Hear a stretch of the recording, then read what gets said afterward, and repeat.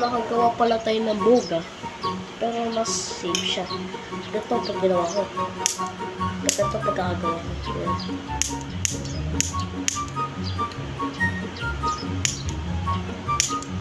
Nag-i-spark siya. At may isa akong yakot dito. Pero pag dinagdag ko to, sobrang lakas niya. Kaya, tatlong yakot lang gagamitin natin. Ito ginawa ko.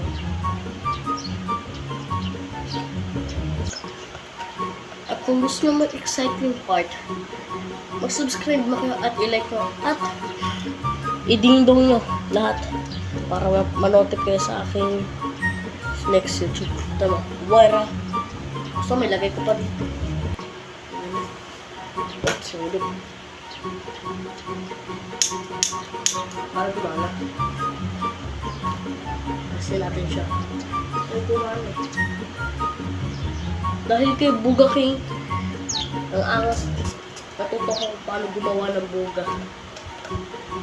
Kaya ko pala kayo bang gawa din.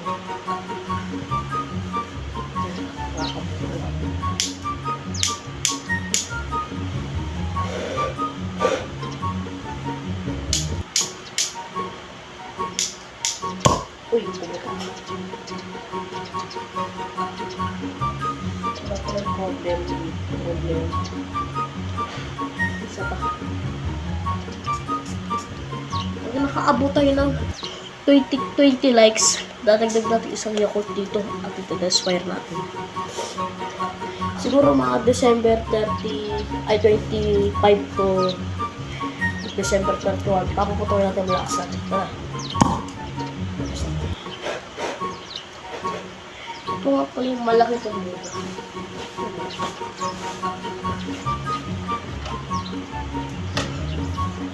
Ito nga pala yung malaki itong buga. Kaya siya. Hindi kita yung wire kasi tinakloban ko siya ng electrical tape. So, malakas yung ground dito.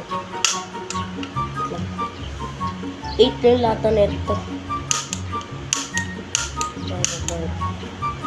Asa yung paputuhin? Kasi village kami.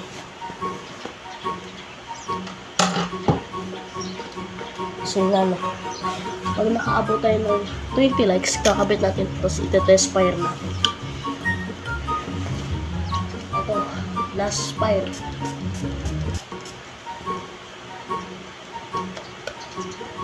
At kung tatulungin nyo kung ano gamit ko pa spray. Acetone siya, acetone.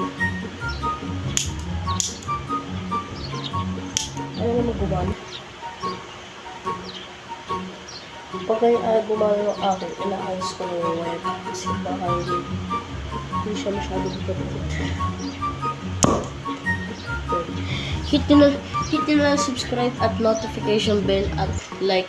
Pag nakaabot tayo ng 20 likes, ito-test fire natin to. Ganyan. Malakas din kasi ito pag-apat eh. Yung malakas nila ito. At yun na nga lang, kung gusto nyo pa mga exciting videos na parang ganito din, mag-subscribe na kayo. Yun na lang. At paalam.